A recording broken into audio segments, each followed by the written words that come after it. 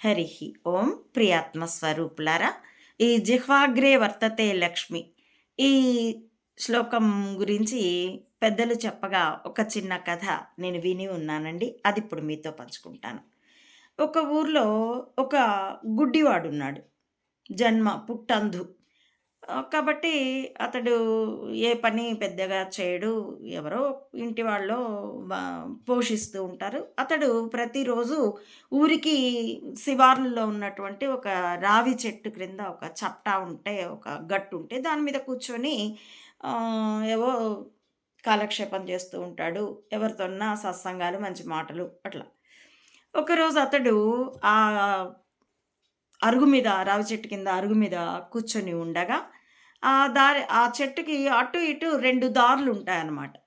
అతడక్కడ కూర్చొనుండగా, ఆ గ్రామానికి సమీపంలో వాళ్ళ దేశాన్నేలే రాజుకి, ఆయన శత్రు రాజుకి యుద్ధం జరుగుతూ ఉంటుంది. ఆ యుద్ధంలో ఇతడి దేశపు రాజు గెలుస్తాడు. ఆ పరాయి దేశ శత్రు రాజు యొక్క సైనికులు పారిపోతారు.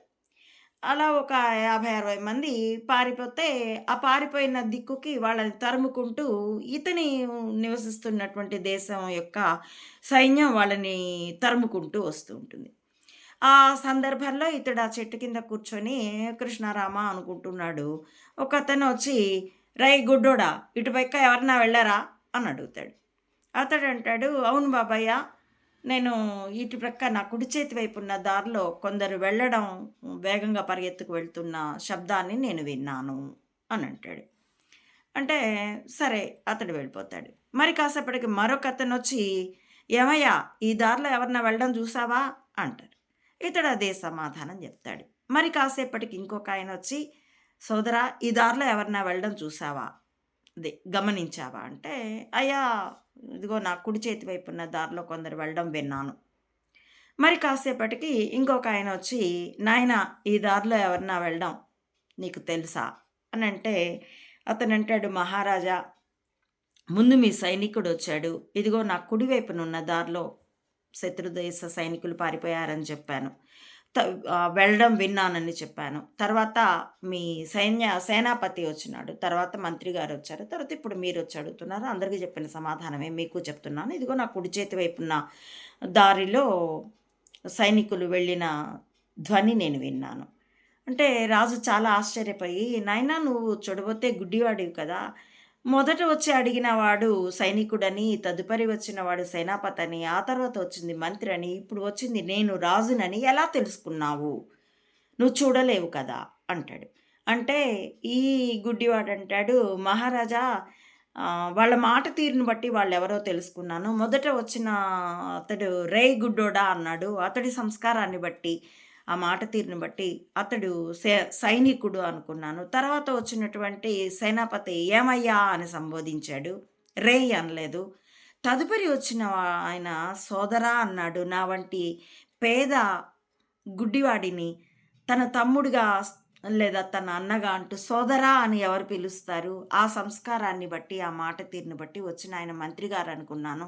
మీరైతే వచ్చి సాక్షాత్తు నా కన్న తండ్రేమో అన్నట్టుగా ఎంతో ప్రేమగా, మృదువుగా నాయనా అని పిలిచారు.